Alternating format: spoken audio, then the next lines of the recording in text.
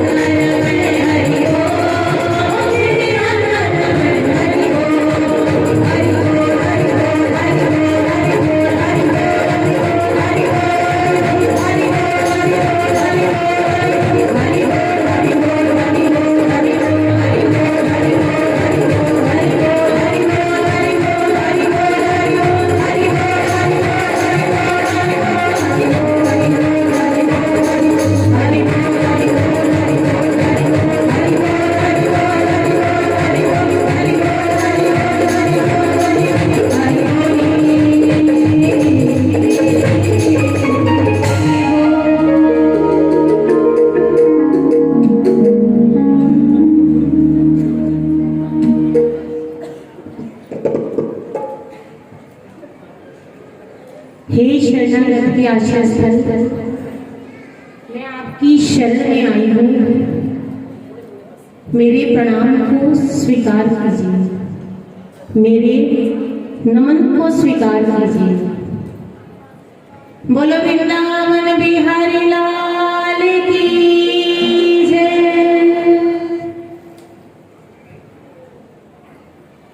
प्रभु के चरणों में नमन करने के उपरांत मैं आप सब भक्तों को भी नमन करना चाहूंगी, क्योंकि मेरे भगवान श्री कृष्ण कहते हैं, मैं तो हूं भक्तन का दास, भक्त मेरे मुकुटमणि।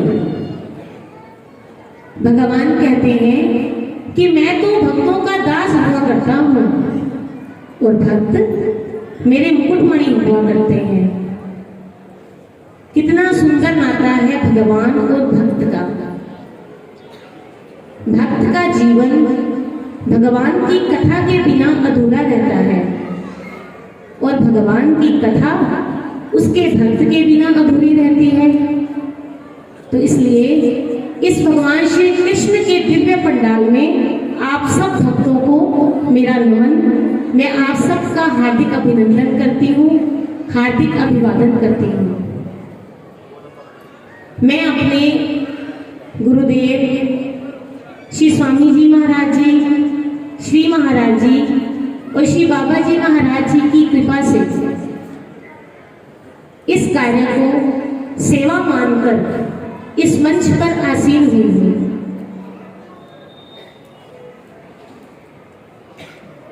मेरे अंदर ऐसा कोई समर्थ नहीं है, कोई बल नहीं है। आज से 8 दिन तक आप जिस कथा का श्रवण करेंगे, जिस कथा का आनंद लेंगे, इस मुख से झरते जो शब्द सुनेंगे वो केवल और केवल मात्र मेरे गुरुदेव की कृपा से ही संपन्न होंगे। मेरा अपना कोई समर्थ नहीं है, मैं तो केवल एक यंत्र हूं, निमित्त हूं। इस यंत्र का अपना कोई समर्थ नहीं, कोई बल नहीं, कोई शक्ति नहीं। यदि समर्थ है तो मेरे गुरुदेव का है, यदि कोई बल है तो वो भी मेरे गुरुदेव का है, और यदि कोई शक्ति मेरे भीतर काम कर रही है तो वो मेरे परम पूजनीय, परम आदरणीय, सबके हृदयों की जानने वाले घट घट वासी मेरे नगली निवासी भगवान जी और श्री स्वामी जी महाराज जी की ही है। तो मैं अपने गुरुदेव के चरणों में नतमस्तक होकर यही प्रार्थना करती हूँ कि इस कार्य को, इस सेवा को संपूर्ण करने का शक्ति मुझे प्रदान करिएगा और मेरे सिर पर, इस अज्ञानी बालिका के सिर पर अपना वरद हस्त हमेशा बनाए रखना। कथा का शुभ आरंभ करते हैं। अभी अभी आप सबने विवेक कलश यात्रा का आनंद लिया। कलश यात्रा को शोभा यात्रा भी कहा जाता है और हमारे सिख भाई इसे नगर कीर्तन के नाम से जानते हैं। कोई भी घर में धार्मिक आयोजन हो, चाहे वो श्री राम कथा हो, चाहे श्रीमद् भागवत कथा हो, या नवरात्रे हो, या कोई भी घर में पूजा हो, तो सबसे पहले कलश की स्थापना की जाती है, बाद में उसकी पूजा की विधि संपन्न होती है। तो हमें ये पता होना चाहिए कि कलश यात्रा क्यों की जाती है, कलश यात्रा का क्या महत्व है। कलश के भीतर सभी देवी देवताओं का वास होता है। सभी देवी देवताओं, सभी नदियों, सभी तीर्थों, सभी समुद्रों का वास होता है। कलश के अग्रभाग पर ऊपर की तरफ भगवान विष्णु का वास होता है। कलश के कंठ में, कलश के भीतरी वाले भाग में भगवान शंकर का निवास होता है और कलश के मूल भाग में भगवान ब्रह्मा का निवास होता है। तो इस प्रकार सभी देवताओं का निवास होने के कारण कलश को शुभ मंगल चिन्ह माना गया है कि घर में अगर आप कोई भी शुभ कार्य करते हैं और अगर आपने कलश की स्थापना कर दी तो समझ लो आपके घर में मंगल ही मंगल होगा, कोई अमंगल कार्य हो ही नहीं सकता। दूसरा कारण कलश यात्रा निकालने का, हम लोग जो सक्षम हैं, जो समर्थवान हैं, वो कथा में आकर कथा का आनंद ले सकते हैं। हाथों से ताली बजाते हैं, नृत्य करते हैं, कानों से कथा को श्रवण करते हैं। लेकिन कई लोग ऐसे हैं जो असक्षम हैं, तो इसलिए सिर्फ श्रीमद् भागवत कथा को रखकर और गोदी में बांके बिहारी को लेकर हम नगर नगर में घूमते हैं, इसलिए ताकि जो लोग असक्षम हैं, यहाँ नहीं आ सकते, वो अपने घर बैठे ही अपने कानों से हरि नाम संकीर्तन को सुन लें और भगवान का दर्शन कर लें। कई लोग ऐसे हैं जो सक्षम भी हैं लेकिन समर्थवान नहीं हैं, जैसे फुटपाथ पर बैठे लोग, रिक्शा चलाने वाले, इस तरह के कई लोग गरीब लोग हैं जो नहीं आ सकते क्योंकि वो अपनी रोजी रोटी ही बड़ी मुश्किल से कमा पाते हैं। तो उन लोगों के कानों में भी कोई हरि नाम संकीर्तन पड़े, एक शब्द उनके कान में भी चला जाए और उनका भी जीवन सफल हो जाए। तीसरा कारण यह है कि भगवान की इच्छा होती है कि जिस नगर में मैं जा रहा हूं उस नगर को तो देखो, वो नगर कितना सुंदर है, वो नगर कैसा है। तो इसलिए भगवान की इच्छा होती है कि मैं उस नगर को देख कर आऊं। जब रामचरितमानस में भगवान राम मिथिलापुरी में गए थे तो भगवान राम लक्ष्मण जी को साथ लेकर सारी मिथिलापुरी घूमने गए, देखने गए कि मिथिलापुरी कैसी नगरी है।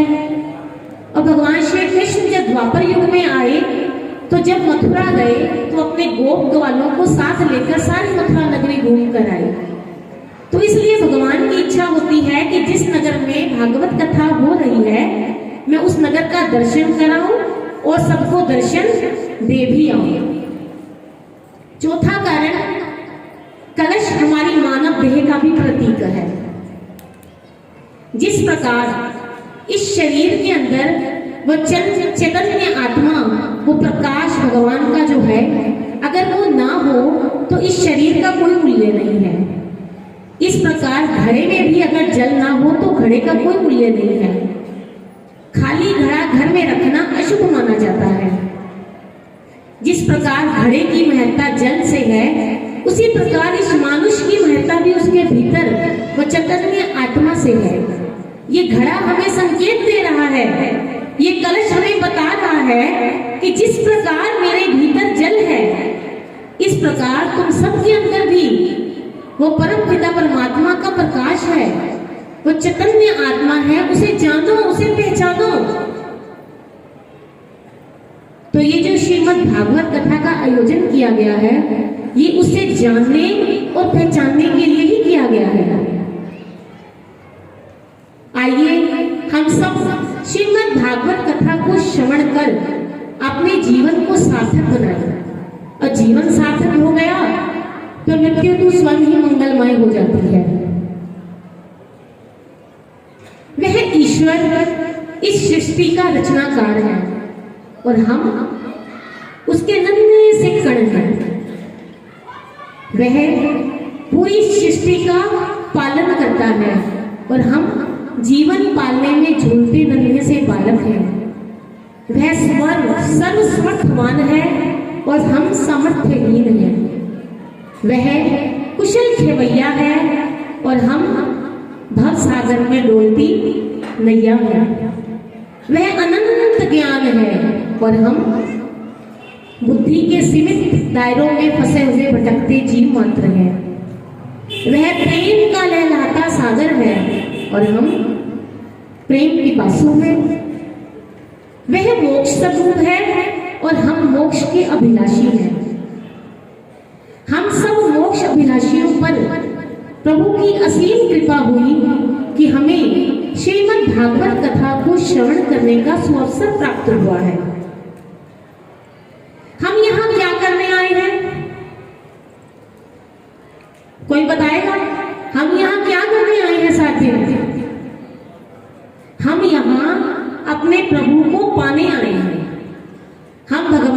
भक्ति से जुड़ना चाहते हैं, हम अपने भगवान को खोजने के लिए आए हैं। एक बार ऐसी ही बड़ी सुंदर लीला हमारे वृंदावन बिहारी लाल जी ने अपने गोप ग्वालों के साथ खेली वृंदावन में। एक बार कन्हैया ने अपने गोप ग्वालों से कहा, मैं कहीं जाकर छिप जाता हूँ और तुम सब मुझे ढूंढो कि मैं कहाँ पर हूँ। कन्हैया छिप गए और सभी गोप ग्वाले कन्हैया को ढूंढ रहे थे, कभी इधर कभी उधर, कभी वनों में कभी झाड़ियों में आवाज लगा रहे थे, कन्हैया तुम कहाँ पर हो कन्हैया। कन्हैया को आवाज लगाते लगाते अचानक उन्होंने क्या देखा कि मयूरों की ध्वनि, मयूर नाच रहे हैं और उनकी ध्वनि सुनाई दे रही है उन्हें, उनके नाचने की पदचाप उन्हें सुनाई दे रही है। तो गोप वालों ने क्या किया, सोचने लगे, आपस में विचारने लगे कि ना तो आज वर्षा ऋतु है, ना ही आकाश पर काले काले बादल हैं, फिर ये मोर कैसे नाच रहे हैं। तो जहां से मोर की ध्वनि उन्हें सुनाई दे रही थी, उसी दिशा में वो आगे बढ़ गए और उन्होंने अपने बांके बिहारी लाल को पा लिया। किसी ने उनसे पूछा कि तुम्हें कैसे पता चला कि तुम्हारे कन्हैया यहाँ पर छिपे हैं। तो उन्होंने कहा, नाची अचानक ही परे बन पावस बन मोर, जानी परत याद सी नंदित नंद किशोर। क्योंकि मोर तो हमेशा वर्षा ऋतु में ही नाचते हैं और काले काले बादल हो आकाश में तब नाचते हैं, लेकिन आज तो ना वर्षा ऋतु है और ना ही आकाश में घने बादल हैं, तो हो ना हो जरूर हमारे घनश्याम यहाँ पर हैं, तभी मोर नाच रहे हैं। तो हमने उस मोर की ध्वनि का पीछा किया और अपने कन्हैया को पा लिया। यानी हम भी अपने कन्हैया को पाने आए हैं, हम भी श्याम सुंदर को पाने के लिए यहाँ 7 दिन के लिए आए हैं। तो कैसे पाएंगे हम उन्हें? मयूर रूपी भक्तों के स्वरों में उनको ढूंढना। श्रीमद् भागवत महापुराण कुछ और नहीं, ये तो व्यास जी के मुख से निकले वो स्फटिक स्वर हैं जो सुखदेव जी की वाणी बन गए और राजा परीक्षित ने इसे अपने हृदय में उतारा और अपने अंतर्घट में उस परम पिता परमात्मा अपने बिहारी जी को पा लिया। हम सबने भी 7 दिन यही यात्रा करनी है। श्रीमद् भागवत महापुराण कथा को हम सुनेंगे, लेकिन सुनना तभी सार्थक है जब वो बांके बिहारी जिसकी कथाओं को हम सुन रहे हैं वो हमारे भीतर, हमारे अंतर्घट में, हमारे हृदय में प्रकट हो जाए और हमें दर्शन दे दे। इस कथा का शुभ आरंभ करते हैं और एक संकल्प लेते हैं सब कि अपनी संपूर्ण एकाग्रता के साथ अपने मन और चित्त को भगवान के श्री चरणों में लगाकर, भगवान के श्री चरणों में ये प्रार्थना करते हुए भगवान से कहेंगे कि हे प्रभु, आपकी बड़ी असीम कृपा हम पर हो रही है। मैं अपने पात्र को सीधा रखना चाहता हूँ ताकि आप इस हृदय रूपी पात्र में अपनी कृपा को उड़ेल सकें और उस सच्चिदानंद परमात्मा से जुड़कर मैं उस आनंद को पा सकूं। आपकी भिन्न भिन्न कथाओं को सुनकर उनसे अपने जीवन में कुछ शिक्षा को ग्रहण कर सकूं। तो प्रभु के श्री चरणों में ये प्रार्थना करते हुए ध्यान मग्न होकर इस कथा को श्रवण करें। एक एक शब्द इस कथा का अपने भीतर उतारते चले जाएंगे, तभी कथा को सुनना सफल होगा। 18,000 श्लोक और 12 स्कंद में सिमटा हुआ है ये श्रीमद् भागवत महापुराण। श्रीमद् भागवत महापुराण कोई साधन साध्य नहीं है, ना ही ये साधना साध्य है, ना ही ये धन साध्य है। श्रीमद् भागवत महापुराण तो कृपा साध्य है। कोई ये कहे कि मैं किसी साधन के बल पर इस कथा को प्राप्त कर लूं तो वो प्राप्त नहीं कर सकता। कोई ये कहे कि मैं हजारों वर्ष तपस्या करने के बाद, इतनी साधना करने के बाद इस कथा को प्राप्त कर लूं तो भी प्राप्त नहीं कर सकता। वो बहुत ज्यादा धन कमाकर या अपने धन के अभिमान से ये कहे कि मैं कथा को प्राप्त कर सकता हूं, तो ऐसा भी नहीं है। श्रीमद् भागवत महापुराण तो कृपा साध्य है। जिन पर भगवान की कृपा होती है वो ही इस कथा को प्राप्त कर सकते हैं। सोई सुहागन प्रियजन ही रीझे, वही सुहागन है जिस पर प्रिया रीझ जाते हैं। तो आप और हम सब सुहागने हैं, क्योंकि हमारे प्रभु हमसे रीझ गए हैं, हमारे प्रभु हमसे प्रसन्न हो गए हैं और उन्होंने हमें इस कथा में बुलाया है। आज आप और हम सब में से कोई बड़ा सुंदर होगा, कोई बड़ा सुंदर नहीं भी होगा, लेकिन आज सब सुंदर लग रहे हैं। क्यों? क्योंकि सबने बढ़िया बढ़िया कपड़े पहने हैं और सबका मन शुद्ध और पवित्र हो गया है। क्यों शुद्ध और पवित्र? कैसे? क्योंकि आज से जो लोग यहाँ कथा पर आए हैं वो 7 दिन तक तामसिक भोजन नहीं करेंगे।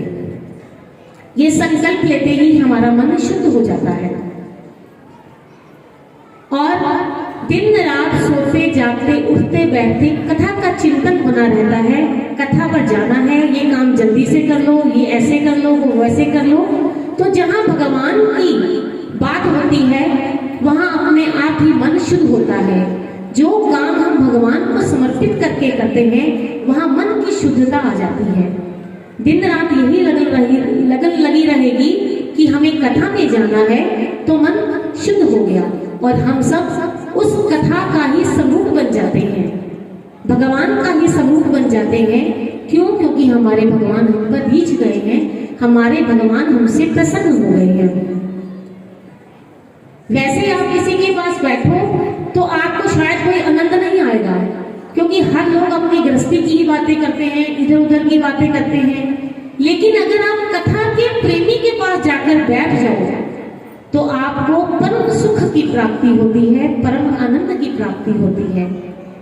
कथा के प्रेमी के साथ बातचीत करने से, संवाद करने से आपको भीतर ही भीतर आनंद मिलता है। जैसे एक इत्र लगाया हुआ व्यक्ति, किसी व्यक्ति ने परफ्यूम लगा रखा हो और वो किसी साथ वाले व्यक्ति को छू दे तो उस व्यक्ति में भी वही खुशबू आने लग जाती है। वो व्यक्ति जहां जाएगा उस सुगंध को फैलाता जाएगा। इस प्रकार ही कथा के श्रोता है। वक्ता क्या है? वक्ता इत्र की शीशी है।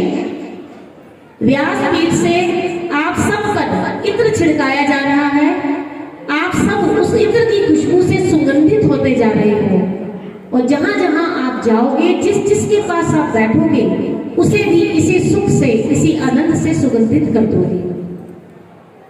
तो इस प्रकार ठाकुर जी की हम पर कृपा हुई और हमें श्रीमद् भागवत कथा में प्रवेश करने का अवसर मिला।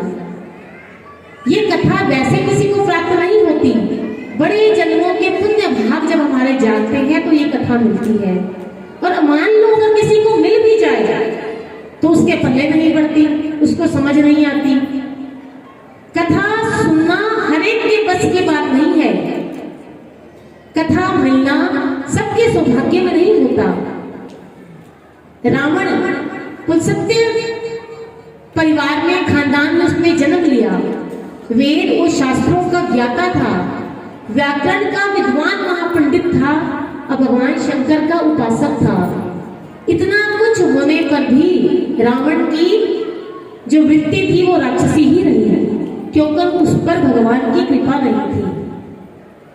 और शबरी जो बिल्कुल अनपढ़ थी, एक साधारण कुल से नाता रखती थी, साधारण वेशभूषा,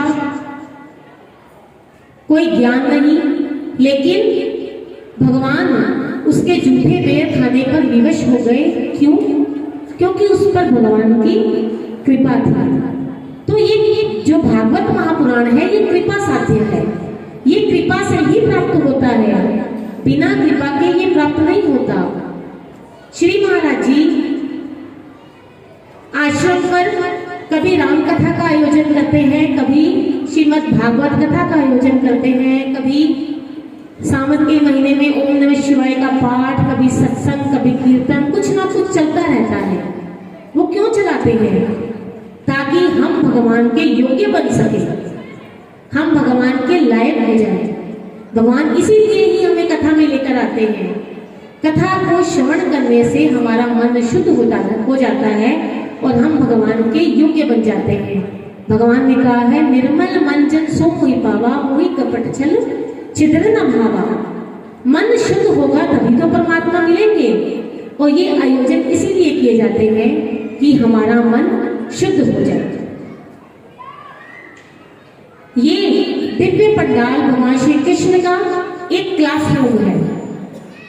जैसे एक क्लासरूम होता है ना, उसके प्रिंसिपल कौन है? ये बांके बिहारी लाल जो आपके सामने बैठे हैं। और स्टूडेंट्स कौन है? आप और मैं। हम सब इस क्लासरूम के स्टूडेंट्स हैं। और टीचर कौन है? टीचर है व्यासपीठ। ये आप सबका मार्गदर्शन कर रही है, आप सबको शिक्षा दे रही है। जैसे कोई बच्चा स्कूल में जाता है, कॉलेज में जाता है या यूनिवर्सिटी में जाता है शिक्षा लेने, तो इसका एक लक्ष्य निर्धारित होता है कि उसे क्या बनना है। उस लक्ष्य को केंद्र में रखकर ही वो शिक्षा को ग्रहण करता है कि मुझे डॉक्टर बनना है, मुझे इंजीनियर बनना है या मुझे सीए बनना है। उस लक्ष्य को केंद्रित करके वो मेहनत करता है और एक दिन ऐसा आता है वो अपने लक्ष्य को साध लेता है। इसी प्रकार कई स्टूडेंट्स ऐसे भी होते हैं जो कॉलेज और स्कूल में से केवल मस्ती करने जाते हैं, उधम मचाने जाते हैं या फिर तफरीह करने जाते हैं। आप सबको निर्णय करना है कि आप कौन से स्टूडेंट्स हैं, जो कुछ बनना चाहते हैं या जो केवल मस्ती करना चाहते हैं। जो मस्ती करना चाहते हैं उनका आना ना आना यहाँ एक बराबर है। 7 दिन घर से भी आए और यहाँ आकर कुछ सुना ना, कुछ ग्रहण ना किया तो इस क्लासरूम में आने का कोई लाभ नहीं होगा। और श्रीमद् भागवत महापुराण का एक ही लक्ष्य है, उसी लक्ष्य को केंद्रित हमें करना है कि हमारे भगवान हमें मिल जाए, हमारे भगवान हमें प्राप्त हो जाए, हमें भगवान के दर्शन हो जाए। अब आप कहेंगे कि भाई जी भगवान कहाँ मिलेंगे? क्या इस कथा में भगवान आएंगे? मैं ये गारंटी के साथ कहती हूं कि जहां भी कथा होती है वहां भगवान आते हैं, लेकिन दृष्टि का अंतर होता है। किसे भगवान दिखते हैं और किसे नहीं। भगवान वही रूप धारण करके नहीं आएंगे। आप सोचो कि भगवान धनुष बाण लेकर आएंगे, आप सोचो कि भगवान मुरली लेकर आएंगे, जिसका शंकर जी से प्यार है वो डमरू लेकर आएंगे, ऐसा नहीं है। भगवान किसी रूप में भी आपको आकर दर्शन देते हैं और आपका मार्गदर्शन करते हैं। जैसे एक जिज्ञासु था, वो किसी संत के पास गया और संत से कहने लगा, उनके चरणों में प्रणाम किया और उनसे प्रार्थना की कि हे महात्मा जी, मैं भगवान को पाना चाहता हूँ, भगवान से मिलना चाहता हूँ। भगवान कैसे मिलेंगे, कैसे उनके दर्शन होंगे? तो महात्मा जी ने कहा, अब ये बात जाकर आप भगवान जी से ही पूछ लीजिए कि वो कैसे मिलेंगे। तो उसने कहा, अगर मिल जाते तो मैं ढूंढने की भी आवश्यकता थी, तो मैं उन्हीं से ना पूछ लेता। आप मुझे बताएं कि भगवान कैसे मिलेंगे। आप सबसे एक प्रार्थना, वो व्यक्ति जिज्ञासु था और भगवान संत के शरण में गया और संतों से पूछ रहा है भगवान कैसे मिलेंगे। तो जब भी कभी संतों की शरण में जाएं, सतगुरु की शरण में जाएं, तो अपनी गृहस्थी की चर्चा कम कीजिए। हमेशा भगवान को पाने के लिए ही संतों के पास जाएं, भगवान को पाने का मार्ग पूछें, अपनी गृहस्थी की चर्चा उनसे मत करें। तो वो महात्मा जी ने कहा, वो जिद करने लग गया कि मुझे भगवान के दर्शन करवाओ, मुझे भगवान से मिलना है। तो उन्होंने कहा, अच्छा आज मैं तुझे ये गारंटी से कहता हूं कि तू इस आश्रम से जब बाहर निकलेगा तो जो भी पहला व्यक्ति तुझे मिलेगा ना, वो भगवान ही होगा। उसने कहा सचमुच ऐसा भी हो सकता है? उन्होंने कहा बिल्कुल सच। अब उसके मन में होड़ लग गई, जल्दी जल्दी आश्रम से मैं बाहर जाऊं और जाकर देखूं कि कौन भगवान है। अब वो आश्रम से निकला और मन में ये बात बार बार सोच रहा है कि कौन होंगे भगवान, मुझे कौन मिलेगा पहला व्यक्ति, कैसा होगा भगवान का स्वरूप, कैसे दिखते होंगे मेरे भगवान। अब वो चलता जा रहा था कि रास्ते में क्या देखा, एक बच्चा पतंग उड़ा रहा था। अब उसने मन में सोचा कि महात्मा जी ने कहा था कि जो व्यक्ति पहला मिलेगा वही भगवान होगा, तो क्या ये बच्चा भगवान है? उसने देखा वो बच्चा पतंग उड़ा रहा था, कभी आगे हो रहा था, कभी पीछे हो रहा था, कभी डोर को ढील दे रहा था, कभी खींच रहा था, कभी संभलता, कभी गिरता, लेकिन उसका ध्यान एक ही तरफ था कि मेरी पतंग ना कट जाए। उसने उनको देखा और उसके पास गया और उससे जाकर पूछा, क्या तुम भगवान हो? वो बच्चा कुछ नहीं बोला। उसने फिर पूछा, क्या तुम भगवान हो? वो फिर कुछ नहीं बोला। ऐसे ही उस व्यक्ति ने 4-5 बार पूछा कि क्या तुम भगवान हो? तो उस बच्चे को गुस्सा आ गया। उसने कहा, तुम्हें समझ नहीं आती? तुम पागल हो क्या? कोई भगवान भगवान नहीं हूं मैं, जाओ यहां से। तुम्हें दिखता नहीं मैं पतंग उड़ा रहा हूं? मुझे पतंग उड़ाने दो और जाओ यहां से। अब उस व्यक्ति का मन बड़ा निराश हो गया, खराब हो गया कि महात्मा जी ने तो ऐसे ही बोल दिया कि जो व्यक्ति पहला मिलेगा वो भगवान है, ये तो कोई भगवान भगवान नहीं है, ये तो पतंग उड़ा रहा है। अब उस व्यक्ति ने बड़ी देर तक उस बच्चे को देखा, बड़ी देर तक निहारता रहा। जब देखा कि बच्चे ने उसकी तरफ कोई ध्यान नहीं दिया तो वो वापस आश्रम में आ गया। गुरुजी से कहा, गुरुजी आपने तो ऐसे ही कह दिया कि भगवान मिलेंगे तुझे, मुझे तो कोई भगवान भगवान नहीं मिले, मैं तो ऐसे ही भटक भटक कर वापस आ गया।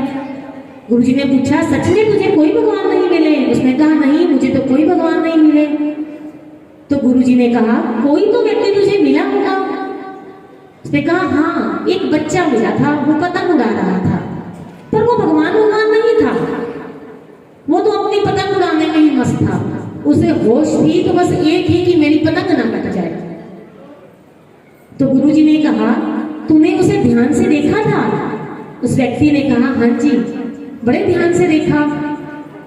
वो अपने डोर को कभी खींच रहा था, कभी ढील दे रहा था, कभी गिरता, कभी संभलता, कभी लड़खड़ाता, कभी आगे होता, कभी पीछे होता, उसे तो होश थी बस एक ही कि मेरी पतंग ना कट जाए। गुरुजी ने कहा, देख भगवान आए, तुझे दर्शन भी दे गए और तेरा मार्गदर्शन भी कर गए, लेकिन तू समझ नहीं पाया। उन्होंने कहा, कैसे? गुरुजी ने कहा, जीवन में दुख भी आएंगे, सुख भी आएंगे, कभी तुम आगे होगे, कभी तुम पीछे होगे, कभी गिरोगे, कभी संभलोगे, कभी लड़खड़ाओगे, लेकिन होश रहे तो बस एक बात का कि बाकी बिहारी के चरणों से तुम्हारी तार कभी टूट ना जाए। संसार है, हमें संसार में रहना है, संसार से बाहर नहीं जाना, कोई संसार से अलग दुनिया नहीं मिलेगी आपको। गृहस्थ में रहो, लेकिन एक बात का ध्यान रखना है कि हमारे भगवान से हमारी प्रीत की तार कभी टूटे ना। सत्य में स्थित हुआ व्यक्ति ही अमर है। कभी कभी हमें लगता है कि मरने के बाद ये शरीर मुक्त हो जाता है, ये शरीर कभी मुक्त नहीं होता, ना ही आत्मा मुक्त होती है। मुक्त तो होता है हमारा मन, जिसे हमें जीते जी मारना है।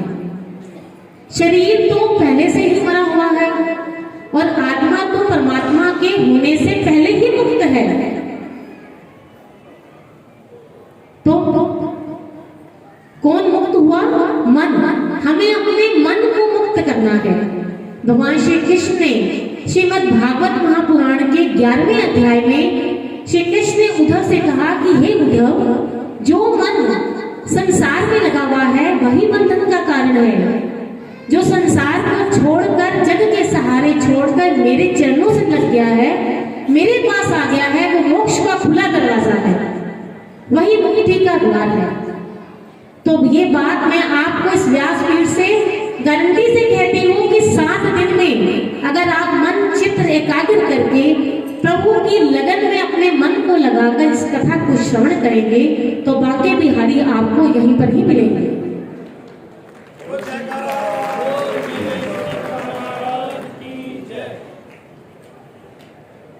भगवान ने 2 तरह की गंगा इस संसार में प्रकट की, एक भगवती गंगा और एक भागवत गंगा। दोनों ही भगवान के अंगों से उत्पन्न हुई हैं। भगीरथी गंगा भगवान के चरणों से और भागवत गंगा भगवान के मुख से प्रकट हुई है, चतुश्लोकी भागवत के रूप में। दोनों बहनें हैं, भगवान के एक ही अंग से प्रकट हुई हैं। तो इनमें से बड़ी बहन कौन सी है और छोटी बहन कौन सी है? 2 बच्चे अगर ट्विंस हो तो 1 मिनट का भी अगर फर्क हो तो बड़ा छोटा निर्धारित कर देते हैं कि ये बड़ी बहन है और ये छोटी बहन है। तो हमें ये देखना है कि भगीरथी गंगा और भागवती गंगा में से बड़ी बहन कौन सी है। तुलनात्मक अध्ययन करने के बाद यही सिद्ध होता है कि भागवती गंगा भगीरथी गंगा से बड़ी है। कैसे? नंबर 1, भगीरथी गंगा में हरिद्वार में आपको स्नान करने जाना होता है। भगीरथी गंगा आपके शहर में आपको स्नान करवाने नहीं आएगी, लेकिन भागवत गंगा को आप जिस शहर में बुलाओगे उसी शहर में आपको स्नान करवाने आ जाएगी। दूसरा, भागवत गंगा हमारे मन के संताप को दूर करती है और भगीरथी गंगा, हरिद्वार वाली गंगा हमारे तन के ताप को दूर करती है। तो इस प्रकार भागवत गंगा भगीरथी गंगा से श्रेष्ठ है। तीसरा, भागवत गंगा में गोता लगाने से हमें डर, कोई भय नहीं है, लेकिन भगीरथी गंगा में अगर आप गोता लगाने जाएं और ज्यादा गहरा चले जाएं तो क्या होगा? क्या होगा? वापस बाहर नहीं आएंगे, अंदर ही रह जाएंगे। और भागवत गंगा में आप जितना मर्जी गहरा अंदर गोते लगाए, जितना गहरा जा सकते हो उतना जाओ, उतना ही निखर कर बाहर आओगे। तो इस प्रकार भागवत गंगा भगीरथी गंगा से श्रेष्ठ है। इतनी श्रेष्ठ कि देवताओं को भी इसकी इच्छा होती है सुनने की। अब यहाँ पर कथा हो रही है ना, तो देवता ऊपर जेलस फील कर रहे होंगे कि ये मानुष बड़े अच्छे हैं जो कथा सुन रहे हैं, हमें तो भगवान की कथा ही नहीं मिलती। स्वर्गे सत्ते च कैलाशाय वैकुंठम नास्त्यम रसः। स्वर्ग में भगवान की कथा नहीं मिलती। कहते हैं कि मानुष योनि लोहे की संज्ञा दी गई है और देव योनि को चांदी की संज्ञा दी गई है। और इस लोहे की योनि को, इस मानुष योनि को यदि कथा और सत्संग रूपी कंचन पारस का स्पर्श मिल जाए तो सोने रूपी मोक्ष को वो प्राप्त कर देता है। इस प्रकार देवता भी ललायित रहते हैं कथा को श्रवण करने के लिए, कथा को सुनने के लिए। उनका मन होता है कि हम भी धरती पर जाएं और भगवान की कथा को सुने। कथा तो भगवान की निगूढ़ उपासना है, निगूढ़। जितना गूढ़ चले जाओ उसके अंदर, इतनी गहरी उपासना है कथा। जैसे यदि आप किसी श्रृंगारी के पास चले जाएं, किसी पार्लर पर चले जाएं तैयार होने के लिए, तो कितनी तारतम्यता से आपका श्रृंगार करती है। माताएं इस बात को भली भांति जानती होंगी कि ब्यूटी पार्लर पर अगर चले जाओ तैयार होने के लिए तो कितनी कंसंट्रेशन से आपको अपना मेकअप करवाना होता है। जरा सा भी डिस्टर्ब कर दिया तो काजल फैल जाएगा।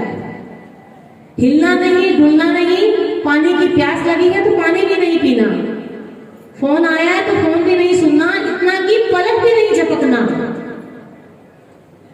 माथे पर बिंदी लगानी हो, हाथों में मेहंदी लगानी हो, आंखों में काजल लगाना हो, कितनी समाधि चाहिए उस अवस्था में।